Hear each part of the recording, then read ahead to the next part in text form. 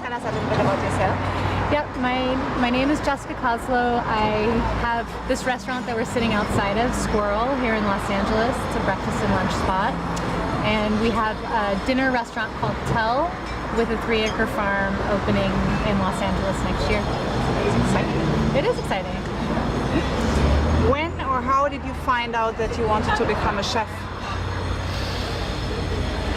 When did I find out that I wanted to be a chef? I think, honestly, I used to be a competitive figure skater, and so food was something that it was for fuel. It wasn't really something that I was curious about. And once I stopped skating, and that was probably when I was 19, I started cooking and eating and tasting, and I became obsessed. And I think that is probably when the light came on, and I said, you know what, I love what I'm exploring, and I want to do this in a more professional way. How important is the visual aspect of a dish for you? How important is the visual aspect of a dish? You know, I think the visual aspect of a dish is really important, but it still has to taste good. You know, the thing is that when you give a dish to someone, you have that one moment where they put it in their mouth and they go, aha, that's the thing I want.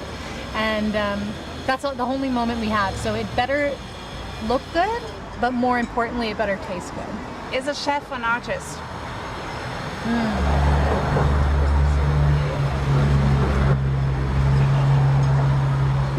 Yeah. I think a chef creates art, and it's something that is, I think a chef definitely is an artist. I think a chef can create art that is, sadly, it's something, or unsadly, it's something that is consumed within milliseconds, versus something that can live on a wall for hundreds of thousands of years. But a chef is creating its own creations, and it just happens to be in the form of something that's delicious. What inspires your work? God, I'm inspired by so much. I'm inspired by some of the work that other chefs are doing, techniques or flavors or ingredients that they're taking. I'm influenced by history, by architecture, by design, by music, by culture. By everything. Yeah, I think that's it. You have to be able to, in my opinion, I like to see what's going on in the food world, but I like to see how to frame it in our world. Yeah. What does the raw produce mean for you? What does raw produce mean for me? Unprocessed, uncooked, raw, but the produce you get from a farmer. Oh yeah. What does it mean for you? The moment you have it on your table, and you look at it, you touch it. That's so. I mean, look, I think produce is really first and foremost an iconic. It's raw produce. When I first see it, defines a season. You know, so I'm like, it's boysenberry. Okay, it must be end of May, beginning of June, and how exciting is that? And just the passing of time is what I think of first before anything else. Beyond that, I think we're so fortunate to be able to have the passing of time here in California be such a delicious marker of time. So that first and foremost is, as a raw ingredient, an exciting timestamp, and then it's a building block from there. I mean, I think of the farmers and producers that I work with as like, they're friends, they're a community, it's part of the whole equation. Without them, there's no this. And without us, there's no them, right? So we need each other. And so because it's a community, it's really important to honor the ingredients that we're using because they're coming from someone we love. How important is the past for you? Do you like old cookbooks to see what chefs created in the past? I mean, I think the past is the building blocks of the present. And in order to build dishes, you have to be hopefully referencing the past. And so, for example, there's a dish here that's the Sqirl pesto rice bowl. and it's based on Truong Ra, who really developed the dish Sqirl with salmon, and that, in a way, then was the building block for me to develop a Sqirl dish here that has become like the dish I can't take off the menu. I am very affected by Richard Olney cookbooks from the 70s, Craig Claiborne books from the 80s, and again, it's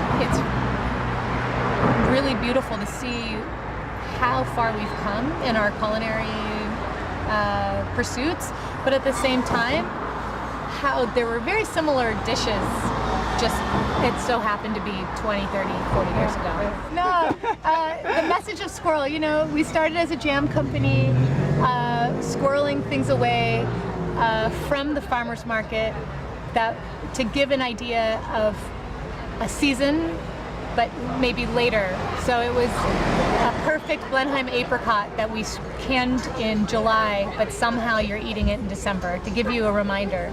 But as the restaurant evolved, it became about defining produce in the moment, you know, showing what is fresh from the market, but doing it in a way that might be very different. Not just Alice Water pear is a pear, but a pear can be fermented, a pear can be dehydrated. So you might have things that feel really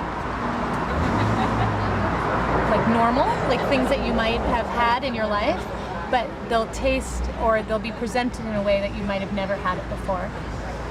What made you leave LA and what made you come back? What makes you leave a city that you love and come back to a city you love? I left LA for college, and I went to college in Boston, and I stayed on the East Coast for about 10 years, and then I moved back in 2008. And at the time, you know, my mom is here, so I came back to be closer to her. But at the time, I really thought my future was going to be in Northern California. My ex is a winemaker, so we had these ideas of going up and starting something up in Napa, and his road led him to Napa, and I stayed here and became really affected by creating something here in Los Angeles. So that's what kept me here. How did women inspire you during your career? You know, this is a great question. How did women inspire me through my career? I think women inspired me throughout my life. My mom is a single mother who found passion in what she does and has always taught me to do the thing that I love to do no matter what. And so my first kitchen job was with my mentor, and her name's Ann Quatrano. She has Bacchanalia, Star Provision, and she really was a marker for what female chefs can do in this industry. And so I think without those two kind of major figures in my life, I don't know where I would be. What did you love and what did you hate about working on your cookbook? Will you answer that question next? If you want to. Yeah, a cookbook, people think it's so easy, but it's not. You know, when you're a chef, a lot of times you are making dishes by taste, and when it's time to put the recipes into a format, it's giving you a whole bunch of constraints that you never really worked through before. So that, like jam recipes as a pastry chef, easy, those were done. Pastries, easy, done.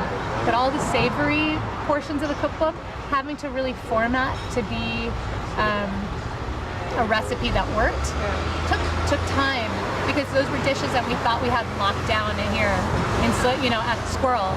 But somehow, once it turned into servings for 4, servings to 6, that's the challenge. Everything else was amazing. My partner at Sqirl is he's the designer, and we designed the book and gave it to the publisher done. So they didn't reformat, they didn't touch it. And so we felt like we had 100% voice in the book that we did. So everything else was awesome. If you could choose one person to cook a meal for you, who and what would it be? It would definitely be Michel Bras from the 90s. Like, I want him, like, we're gonna go back in time. And just the gargouille, his famous salad. Like, I want that. You're going to have 10 friends over for a spontaneous dinner. What will be on the table? What would be on the table? Like, meaning, like, as the family style meal, what would be on the table? Food, drinks, food. What season are we in? You choose. Now. Now, right? Now. Next week. What will be on the table next week? Well, I have an adobe oven downstairs, or in our backyard. So the dinner would, if I had 10 people over, I would light up the adobe oven, and I would likely cook all things in the oven.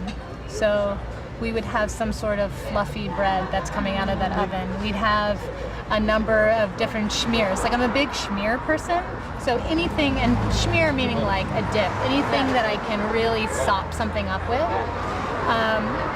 I'm a fan of how vegetables cook in the oven, so there would be a roasted cabbage, almost like a wedge, but instead of it being served with like sesame tahini, we would make some sort of avocado schmear, and then we'd use the pit as boil that pit and turn that into tahini.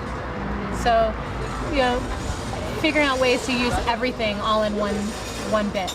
Do you prefer improvised or planned meals? Privately. Privately, I like improvised. I like to see what's coming out at the market, what I have in my cupboard. I mean, the secret about chefs is that you go to their house and their fridge and their cupboards are abysmal, right? Like, you know, our kitchens and our dry storage is here. So being able to cook at home is a really beautiful luxury, and I love being able to see what I have in my cupboard and make something from it. Which meal would you never cook again?